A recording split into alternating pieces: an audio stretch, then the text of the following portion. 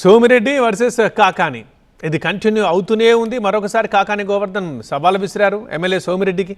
అవినీతికి పాల్పడలేదని కాణిపాకంలో సోమిరెడ్డి ఎందుకు ప్రమాణం చేయడం లేదు అని అడుగుతున్నారు కాకాని.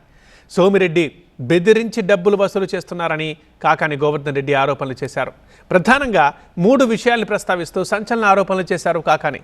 డబ్బులు తీసుకోకపోతే ప్రమాణం చేయాలంటూ సవాల్ విసురుతున్నారు కాకాని.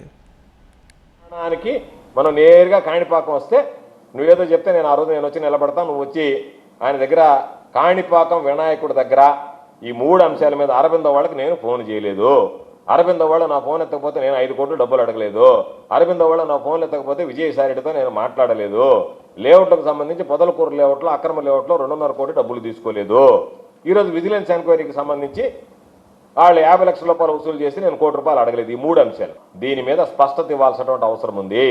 నువ్వు స్పష్టత ఇవ్వకపోతే ఈ అంశానికి సంబంధించి ఈ 3 అంశాలు నువ్వు ఒప్పుకున్నట్టే భావించాల్సినటువంటి పరిస్థితి ఏర్పడుతుంది.